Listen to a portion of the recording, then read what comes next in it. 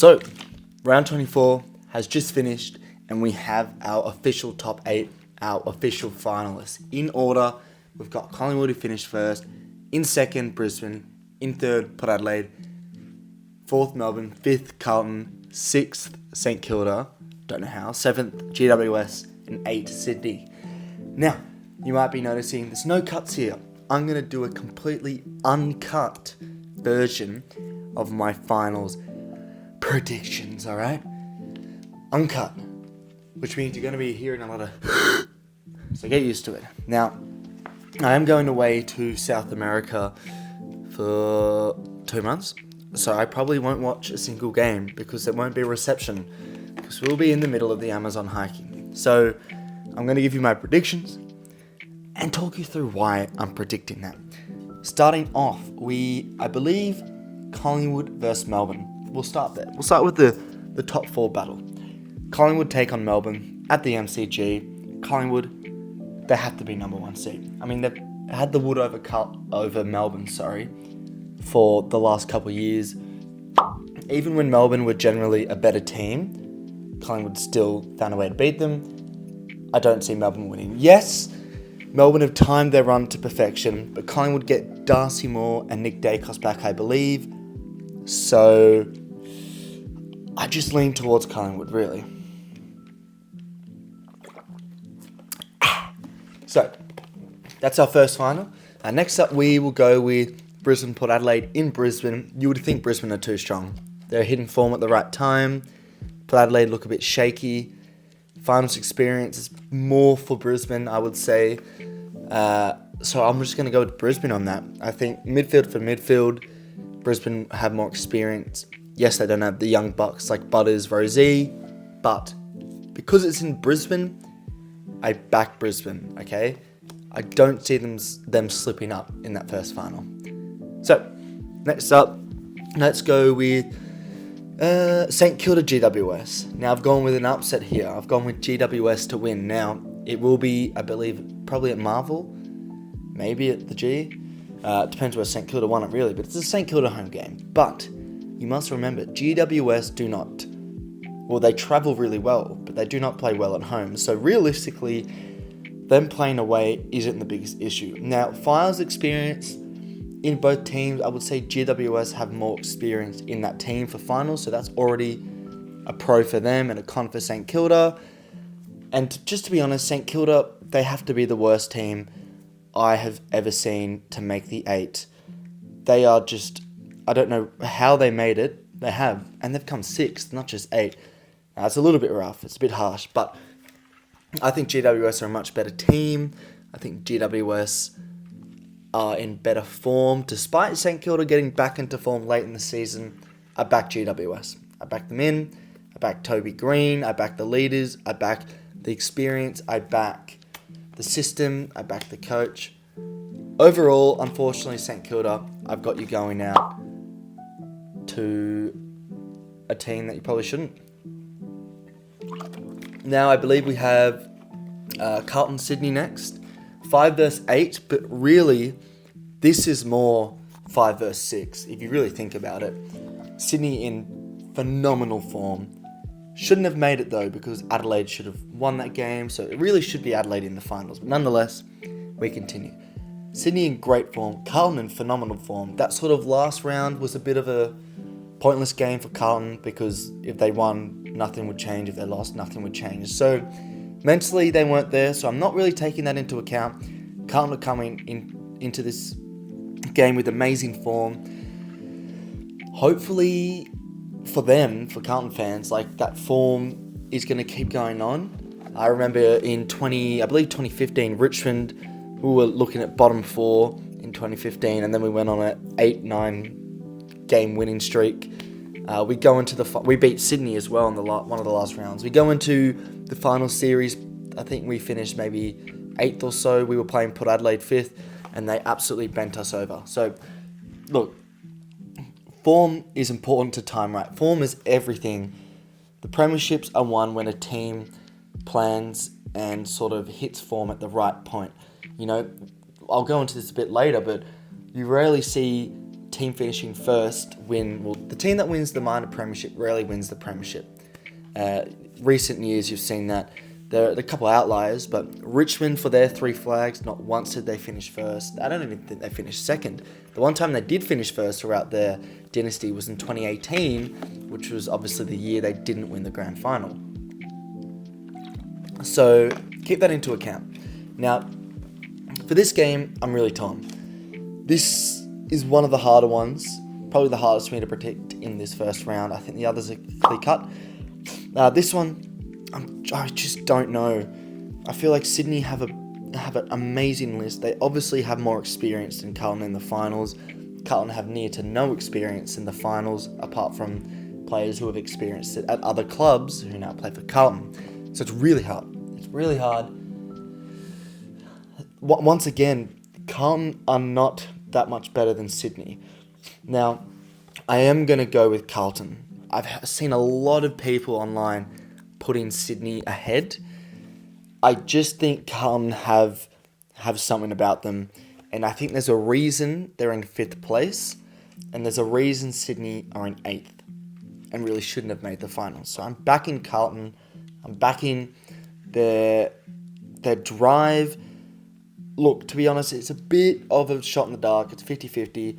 I wouldn't be surprised if Sydney got up, but I'm backing Carlton. So we have got now St Kilda going out, and then we've got Sydney going out. So we're going to go on to the second week of finals, which will see Melbourne taking on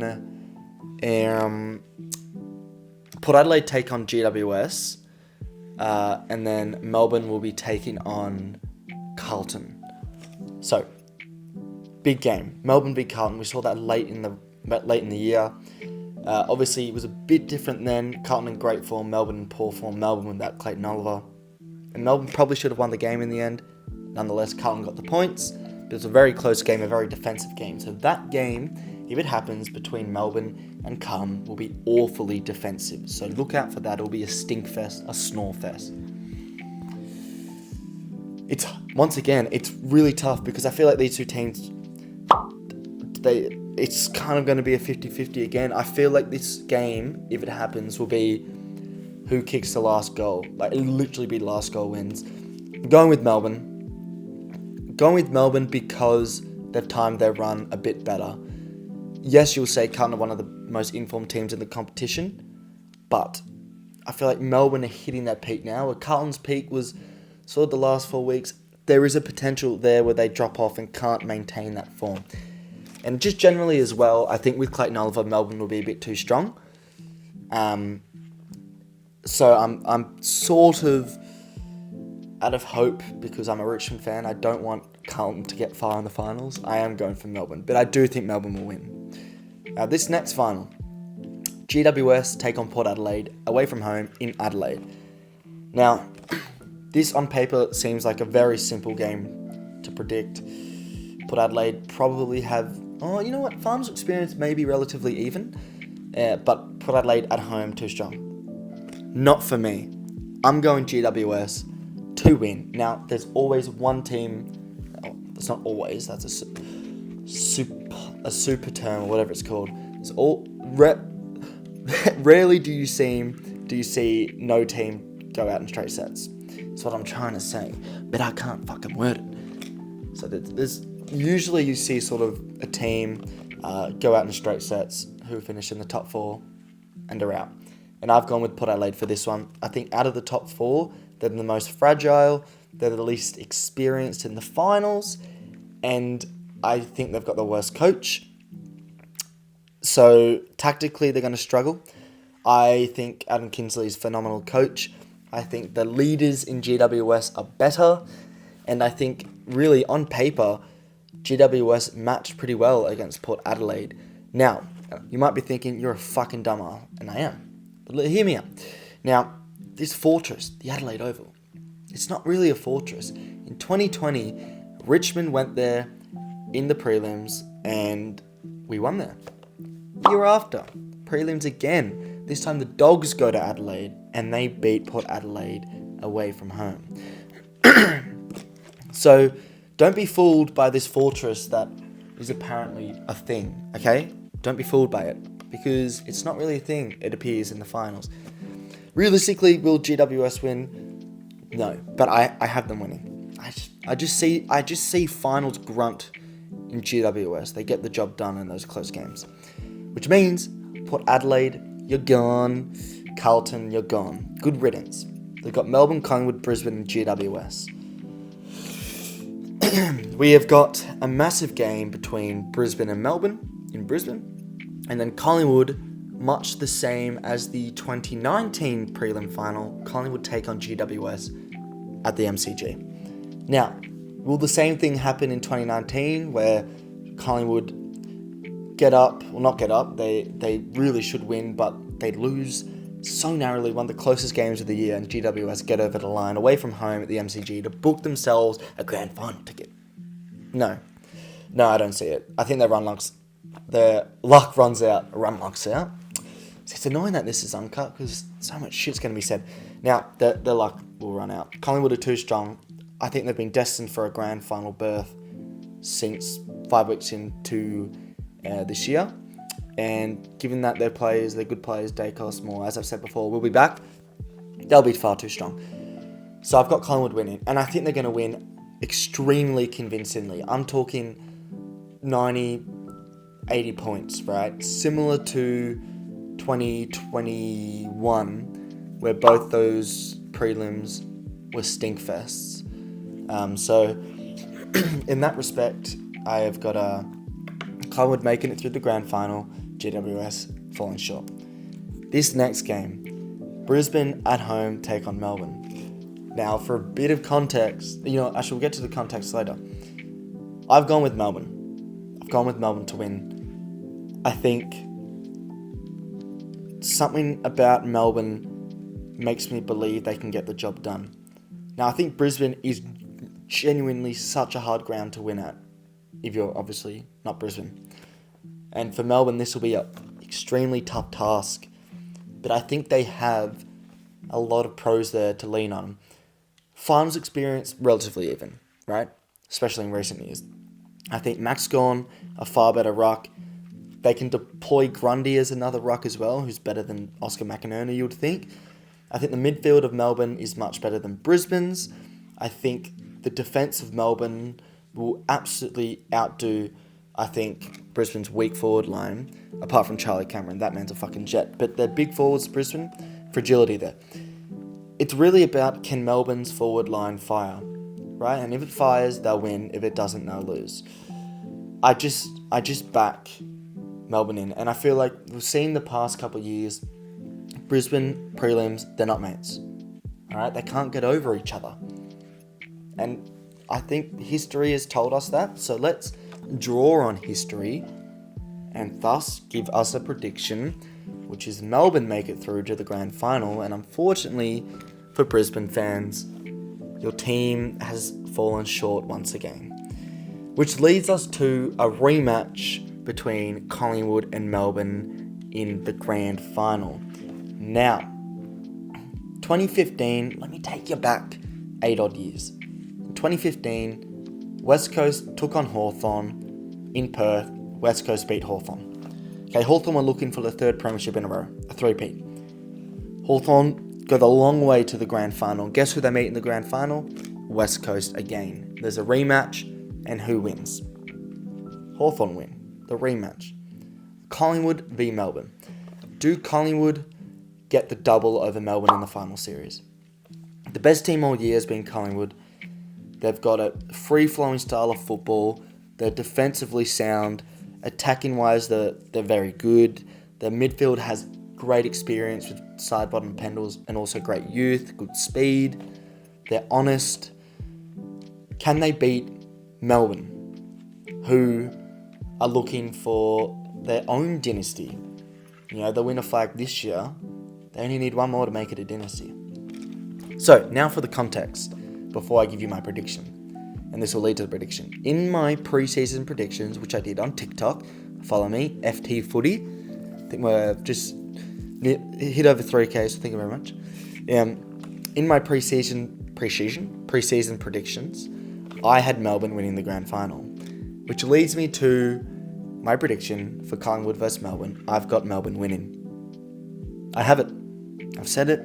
I've put it on the ground, which is ironic because that quite contradicts my earlier statement regarding the sort of superior nature that Collingwood has against the inferior Melbourne.